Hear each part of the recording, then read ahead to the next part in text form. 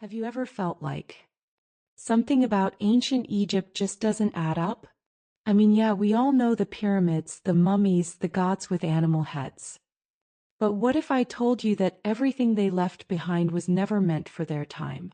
What if all those symbols, those strange carvings on temple walls, were messages for us, for right now? Because the more you look, the more you realize they knew things they shouldn't have known. About our bodies, about technology, about the stars.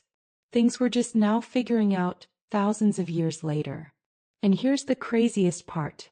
We still use their symbols today. In fashion, in politics, in secret societies.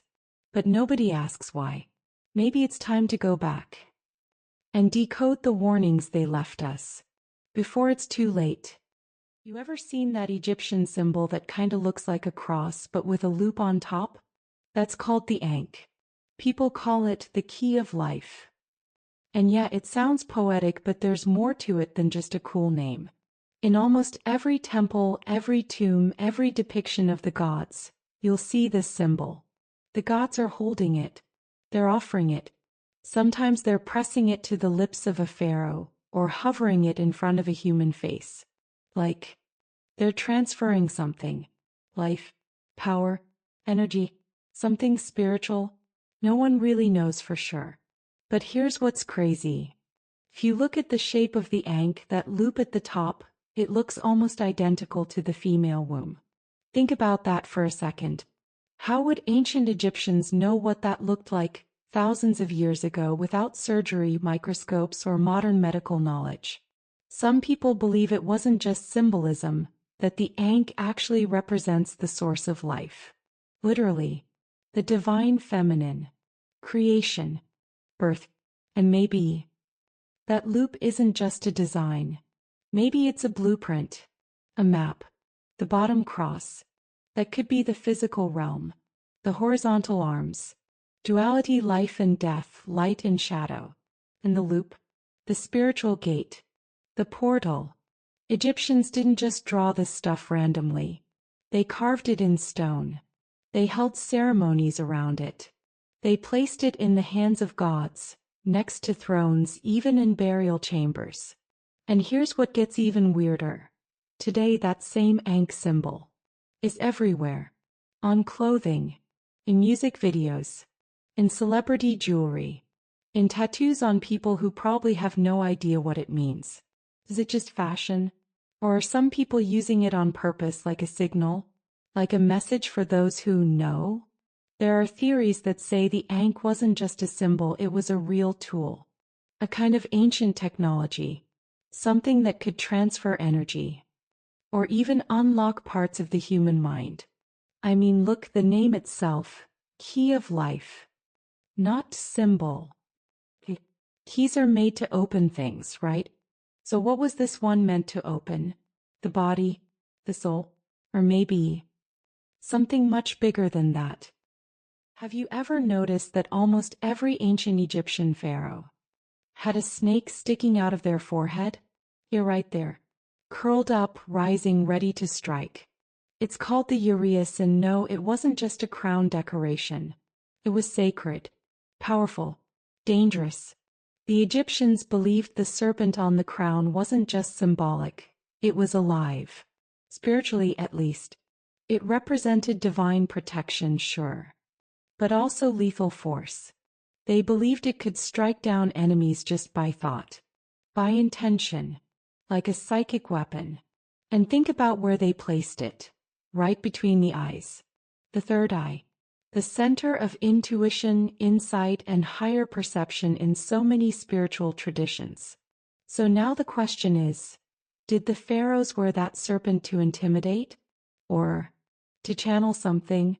Some researchers say the uraeus was more than just a protective symbol, it was a receiver. A link between the human mind and divine consciousness. Maybe even a biological antenna. That little cobra might have been their version of a neural uplink. A way to access hidden knowledge, ancient intelligence. And the symbolism didn't stop with Egypt. You can see the serpent everywhere today.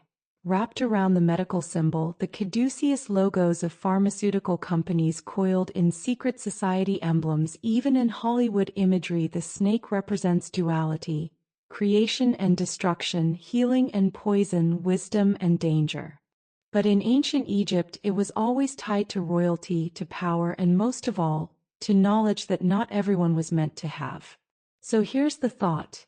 If the pharaohs wore the serpent to stay connected to something higher, maybe today's elites are doing the same thing, just in different ways. And once you start seeing that serpent, you'll realize it never went away. It just learned how to blend in. Okay, this one might sound crazy, but just hear me out. If you really start looking at the Egyptian gods, really looking, something feels. Why do so many of them have animal heads?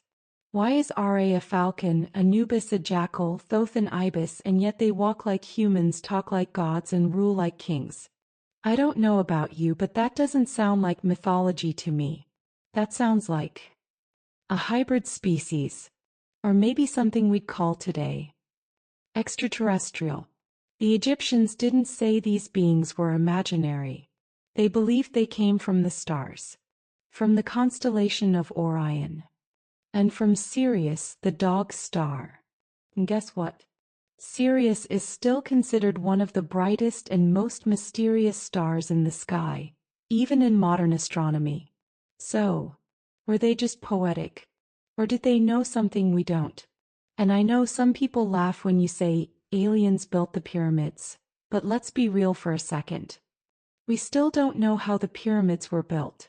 Stones that weigh hundreds of tons, perfectly aligned with the stars, with no modern machinery. Come on. Some hieroglyphs even show what look like flying crafts, helicopters, submarines, even saucers. Look up the carvings at Abydos, they're real. You can't unsee them. Now here's where it gets really weird. A lot of ancient cultures, not just Egypt, have similar stories. The Mayans, the Sumerians, the Dogon tribe. All of them talk about gods or beings descending from the sky, bringing knowledge, changing humanity forever. And if we compare the Egyptian gods to the Anunnaki from Mesopotamia, the similarities are insane. Both were powerful, not fully human, obsessed with genetics, creation, order. Both were obsessed with gold, energy, and the heavens. And both left behind symbols that are still being used today. You want to know what I think? I think the Egyptians were trying to record something real. Not just make up stories to scare kids or impress peasants. I think they were documenting a time when we weren't alone. When beings from elsewhere walked among us and maybe even helped build the world as we know it. And maybe, just maybe, they didn't really leave. Maybe they just changed their names. Maybe now they wear suits. Maybe they run tech companies. Maybe they sit in shadows, waiting to return. Let me ask you something. Have you ever had the feeling that we're being watched? That everything we do is tracked, recorded, analyzed? Cameras on every street, microphones in our homes, phones in our pockets that listen more than we think. And you know what's wild? The ancient Egyptians might have seen it coming. Think about the Eye of Horus. Everyone knows it as a mystical symbol. But look deeper, it's always watching, always present. A divine eye, floating above humanity. Some say the Eye of Horus represents wisdom, protection, clarity. But in today's world, doesn't it also look like surveillance? Look at the logos of tech giants. Look at the way AI watches us, learns us, predicts us. Maybe the eye wasn't just a religious icon. Maybe it was a warning. And then there's the pyramids. We think of them as tombs. But we still don't know their true purpose. What if they weren't tombs at all? What if they were energy devices? Some researchers believe the Great Pyramid was never about death, it was about power. Literal power. Vibrations, harmonics, electromagnetic resonance. Nikola Tesla even talked about this. He believed the Earth had natural frequencies that could be tapped into. Sound familiar? Maybe the Egyptians knew. Maybe the pyramids weren't just symbolic. Maybe they were the first machines built to connect humans to the cosmos. And then there's the pharaohs themselves. Chosen bloodlines. Worshipped like gods. Given full control over the people not just politically but spiritually. Doesn't that remind you of something? Today's world has its own pharaohs. Tech billionaires. Media empires. Secret societies and global elites who don't answer to anyone. And just like in ancient times, we're told to trust them. To believe they know best. But what if the ancient Egyptians were trying to tell us that history would repeat itself? That the symbols they carved into stone weren't just about their time, but about ours. Maybe they saw it all coming. Artificial intelligence, mass surveillance, a society controlled not by swords but by screens.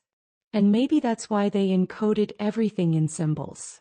So only those who truly look would understand. There's a reason why ancient Egypt fascinates people even today. It's not just the pyramids or the gold or the mummies. It's the feeling that we're missing something massive. You see, for thousands of years, the Egyptians recorded everything. They carved their knowledge into stone. Medical practices, cosmic laws, energy patterns, rituals. But then it all just vanished. Why would a civilization that was so obsessed with recording everything suddenly go silent? Let's talk about the Library of Alexandria. One of the greatest centers of knowledge in human history. Thousands of scrolls, wisdom from Egypt, Greece, Babylon. Gone in flames. Some say it was an accident. Others say it was intentional. What if someone didn't want that knowledge to survive? What if there was something in those scrolls? Something about who we really are. They say history is written by the victors. But sometimes history is deleted by those who want to stay in power. And here's where it gets really strange. After Egypt fell, guess who took over many of its sacred sites? The Roman Empire. Later the Vatican.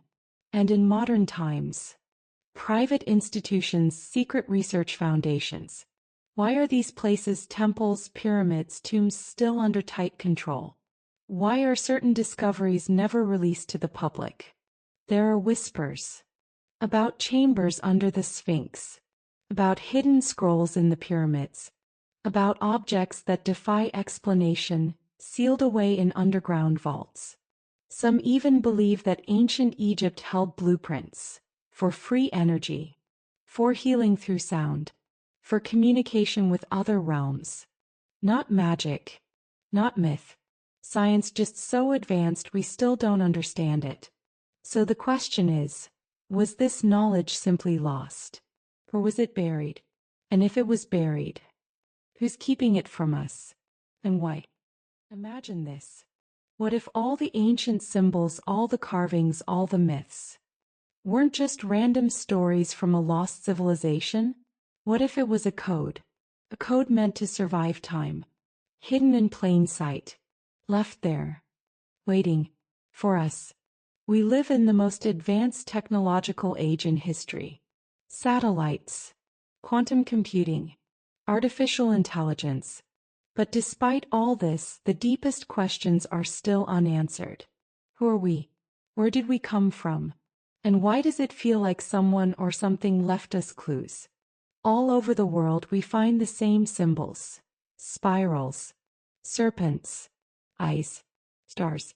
From Egypt to Sumer, to the Mayans, to even modern logos. It's as if these civilizations, separated by oceans and time, knew something we forgot, or were told to forget. Now in 2025, we're starting to remember, but something strange is happening. People are waking up. They're questioning the official stories. They're noticing the patterns, the synchronicities. They're asking, why do the elite keep using these symbols? And what happens when we start connecting the dots? Some believe the symbols are more than just messages. They're activation codes. For DNA, for consciousness, for reality itself. What if ancient Egypt wasn't just a past civilization, but a blueprint for the next stage of human evolution? What if decoding these signs isn't about the past, but about the future? And what if that's the real reason we've been told they're just myths? Because once you see it, once your mind opens, there's no going back. So here's the final question. Are you ready to decode the signs? Or will we ignore them again? Until it's too late? Maybe the past isn't behind us. Maybe it's watching, guiding, or warning us. The symbols, the myths, the monuments, they weren't just decoration. They were messages. Messages we refuse to see. You'll know. What if ancient Egypt didn't fall? It just evolved into the very system we live in today. Same symbols, same control, different disguise. The question is no longer, did they know something? The real question is, why were we never meant to find out? If you feel the truth calling, hit that subscribe button and join the hidden order. We're just getting started.